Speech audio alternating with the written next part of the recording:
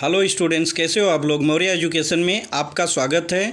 Students, आज हम बात कर रहे हैं करंट इलेक्ट्रिसिटी के बारे में, जो कि 9th स्टैंडर्ड का 3rd चैप्टर है और बहुत इम्पॉर्टेंट चैप्टर है। अगर आप इसको आपने ध्यान से समझ लिया और समझने की कोशिश भी किया तो इससे आप बहुत कुछ सीख सकते हैं, क्योंकि क्या है, ये इलेक्ट्रिसिटी के बारे में दिया हुआ है। इलेक्ट्रिसिटी हमारे क्या है, जीवन में, दैनिक जीवन में, घरेलू कामों में और हॉस्पिटल्स या ऑफिस में हर जगह यूज होने की ऐसी एक सप्लाई है जिसके बारे में हमको जानना और समझना बहुत ज़रूरी है।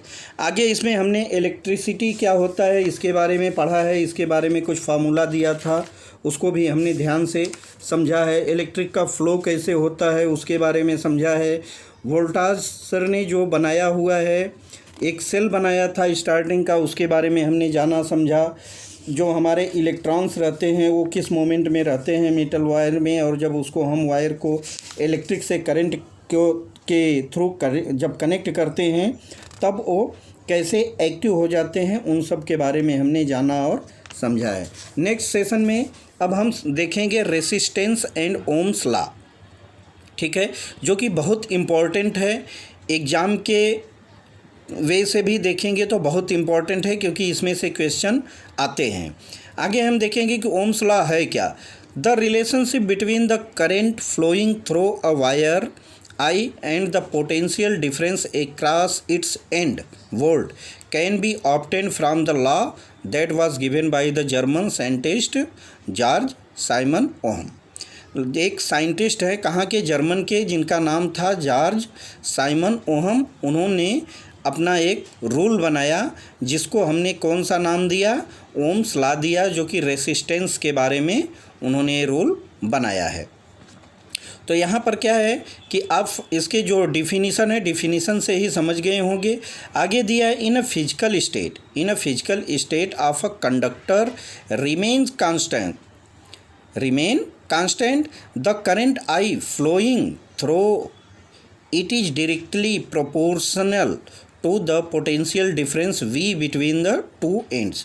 जो हमारा करंट पास होता है किसके, कंडक्टर के थ्रू, उसके बारे में बताया गया है। First part two and, second part के बीच का कंडक्टर के थ्रू पास होने वाले प्रोपोर्शन के बारे में यहाँ पर बताया और समझाया गया है। I क्या है इसका, इलेक्ट्रिक के बारे में दिया हुआ है। I वेरीज, ठीक है, जो कि हमको अल्फ़ा से किया गया है। I प्रोपोर्शनेट V, ठीक है, इसको हम अल्फ़ा बोलते हैं। इसका मतलब क्या होता है, डायरेक्ट प्रोपोर्शन है, किसमें, I और V में। I इक्वल टू क्या होता है, जब हमको प्रोपोर्शन को हटाना होता है, अल्फ़ा को हटाना है, तो हमको कोई ना कोई कांस्टेंट वैल्यू रखनी पड़ती है। तो K equal to constant of proportionally हमने ले लिया यहाँ पर। तो K क्या हो गया, I इक्वल टू क्या हो गया, KV, ठीक है, KV हो गया।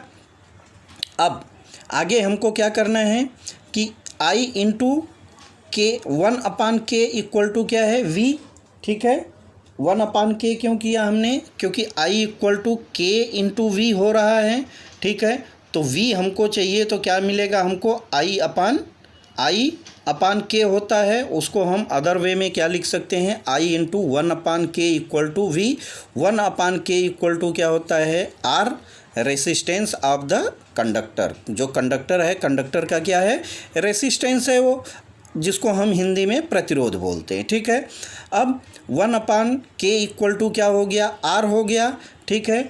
हमने 1/K की जगह पे क्या रख दिया, R, तो I into R equal to क्या हो गया, V। Hence V equal to क्या हो जाएगा, I इंटू R, यानी IR, या R इक्वल टू हो जाएगा V/I। तो यहाँ पर आप देख सकते हैं कि 3 फार्मूला जो उनके हैं, आप 3 वैल्यू, जो वैल्यू आपको निकालनी है आप इस फार्मूला से उससे निकाल सकते हैं। This is the known as Ohm's law. और यही जो फार्मूला, यही जो इनका रूल है, इसी को हमने ओम्स लॉ के नाम से जानते हैं। We can obtain the SI unit of a resistance from the above formula. Potential difference and current are measured in volts, measure in volts and amperes respectively, ठीक है। The unit of resistance is called ohm. जो unit का resistance है उसको हमने क्या है, ohms बोलते हैं। ठीक है, किसमें, it is indicated by the symbol of, यहाँ पर आप देख सकते हैं कि जो सिंबल बना हुआ है किसके लिए, हम ओम्स के लिए इस सिंबल को यूज करते हैं। यहाँ पर दिया है 1 ओम इक्वल टू होता कितना है, 1 ओम इक्वल टू होता है 1 volt upon 1 ampere. 1 volt upon 1 ampere equal to 1 ohm होता है। ओम का साइन यहाँ पर दिया गया है। रेसिस्टेंस ऑफ 1 ओम, 1 ओम का रेसिस्टेंस क्या दिया है, इफ़ 1 एम्पियर करंट फ्लो, जो करंट है वो क्या हो रहा है, 1 एम्पियर फ्लो हो रहा है थ्रू अ कंडक्टर, एक कंडक्टर के through, when the volt potential difference is applied, उस पर पोटेंशियल डिफरेंस क्या है, वोल्ट में अप्लाइड है बिटवीन इट्स एंड पॉइंट पे, then the resistance of the conductor is 1 ohm. ठीक है, तो 1 volt upon 1 ampere current pass हो रहा है इक्वल टू 1 वोल्ट, तो इसको हम क्या बोलते हैं, 1 ओम करंट इसका वैल्यू होता है। आगे हम पढ़ेंगे इसमें resistance and resistivity of a conductor. अब उसके पहले हमको कुछ यहाँ पर एक दिया हुआ है, क्वेश्चन दिया है, जिसको हम देख लेते हैं कि सॉल्व एग्जाम्पल में दिया है ओम्स लॉ के बारे में, जो कि जानना और समझना बहुत ज़रूरी है। आप इसको ध्यान से समझने की कोशिश कीजिएगा। ओम्स लॉ एंड रेसिस्टिविटी के बारे में दिया हुआ है। ठीक है, तो the resistance of filament in a light bulb is कितना है, 1000 ओम दिया है। If the bulb is fed by the current from the source of a potential difference to 30 volt, how much current will flow through it. ठीक है, are equal to हमको क्या दिया है, यहाँ पर रेसिस्टेंस हमको दिया है 1000 ओम दिया है, वोल्ट कितना है 230 वोल्ट है। तो इलेक्ट्रिक के बारे में हमको करंट के बारे में पूछ रहा है। फार्मूला हमारा क्या है, I equal to V upon R. ठीक है, तो आई इक्वल टू वी हमारा 230 वोल्ट है और आर हमारा रेसिस्टेंट कितना है 1000 है। अगर हमने इसको डिवाइड किया तो क्या होएगा, 3 जीरो नीचे है तो हमारा 3 डिजिट्स 230 के इस साइड जाएगा। आंसर हमको क्या मिल जाएगा, 0.23 एम्पियर।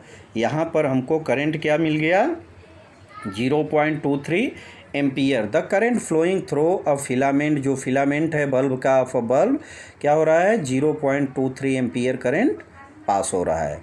ठीक है, तो इस तरह से आपको इसको देखना था और बड़ा अच्छा क्वेश्चन था, आपको इसको जानना और समझना भी बहुत ज़रूरी था। आगे हम इसमें पढ़ेंगे, आगे हमको दिया हुआ है रेसिस्टिविटी के बारे में पढ़ेंगे। तो तब तक के लिए आप जो ओम्स का लॉ है इसको आप अच्छे से समझने और जानने की कोशिश कीजिए। इस पे जो एग्जाम्पल दिया है मैंने उसको आपको बता दिया है। आगे आप इसी कड़ी में जो आपके प्रैक्टिस सेट में भी अगर कुछ एग्जाम्पल दिए हैं तो उसको आप सॉल्व कर सकते हैं। तो अब मिलते हैं नेक्स्ट वीडियो में, नेक्स्ट सेशन में। तब तक के लिए थैंक यू, बाय बाय।